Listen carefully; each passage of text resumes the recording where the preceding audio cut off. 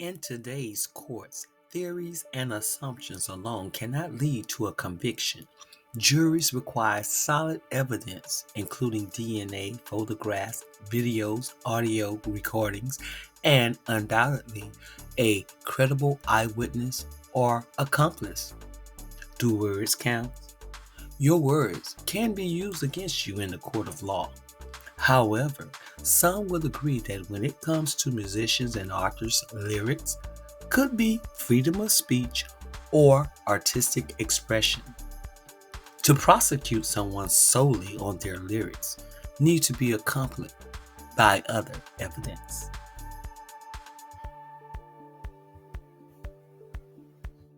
Come forward with a narrative that they wanted to pursue. Okay?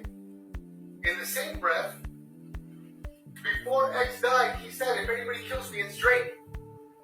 And do you think that for one moment, here today, days after the event, he's killed by two masked men, right? He came on social media and said, guys, before he dies, if anybody kills me, it's Drake. Do you think in that time span that they went and they addressed him and talked to him? No. Do you think sitting here today, years later, any detective has ever asked, Drake or anybody like that? No. They never. Researchers have tracked more than 500 reported cases of prosecutors using rap music as evidence against defendants in the last 30 years. Though that number is probably significantly an undercount, but the practice started to surge in 2000 when authorities began to rely on social media in cases against amateur rappers, and when law enforcement gang units escalated their crackdown. This process was effective for prosecutors. Well, Derek Williams, one of the three defendants convicted for his involvement in the murder of rapper XXXTentacion, is filing court documents for an appeal. In this petition, Williams' attorney, Mauricio Padilla, points to rapper Drake's alleged feud with the victim as proof that he could be an alternate suspect. Padilla sat down with law and crime Jess Weber to talk about the file. With respect to the testimony of this gang expert, which was excluded in a pretrial hearing. And the defense, my understanding, wanted to call Jesse De La Cruz, who they had claimed, discovered visual evidence that Drake could have had ties to the same organization as a co-defendant in this case, Robert Allen. And I believe the brief states, Dr. Cruz's research revealed photos of Mr. Graham throwing the same gang signs as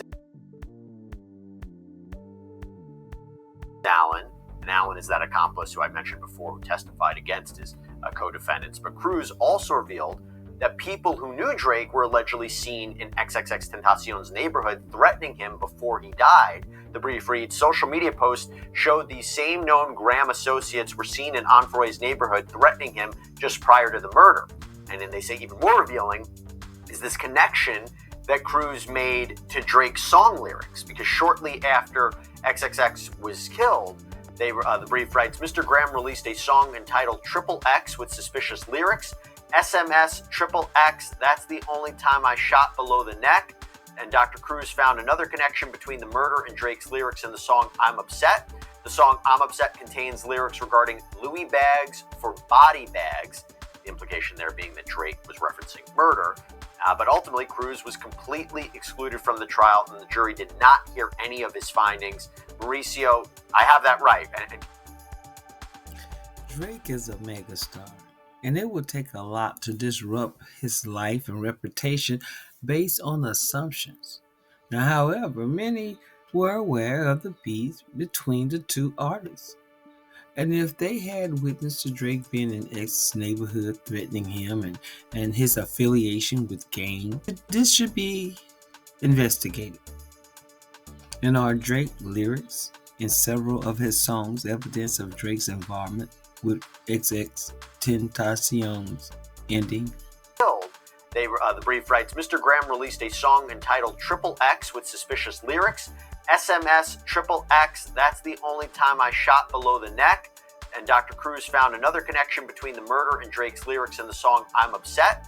The song I'm Upset contains lyrics regarding Louis bags for body bags, the implication there being that Drake was referencing murder. But ultimately, Cruz was...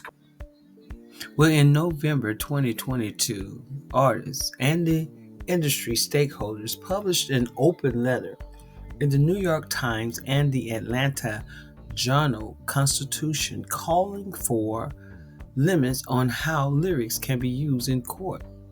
Signatories included Drake, Megan Thee Stallion, John Legend, and the members of Coldplay. Now, what do they have in common? Rappers whose lyrics have been used against them in court included Andre, Mac Dre Hicks, Snoop Dogg, McKinney, Mac Phillips Jr., which he spent like 20 years in jail for something that he claimed he didn't do. Lil Boosie, 6ix9ine, Young Thug. And what do they have in common? Where do we draw the line? This freedom of speech and artistic expression gives assailants the right to commit a crime and or victimize someone's family and them, and then brag about it in a song or a poem or book or something like that.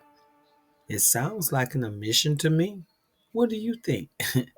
But leave your comments below. Thank you for supporting my channel just by watching this video. And if you would like to join our community of gossip and lifestyle, please subscribe below and hit that like button. Thank you. Bye for now.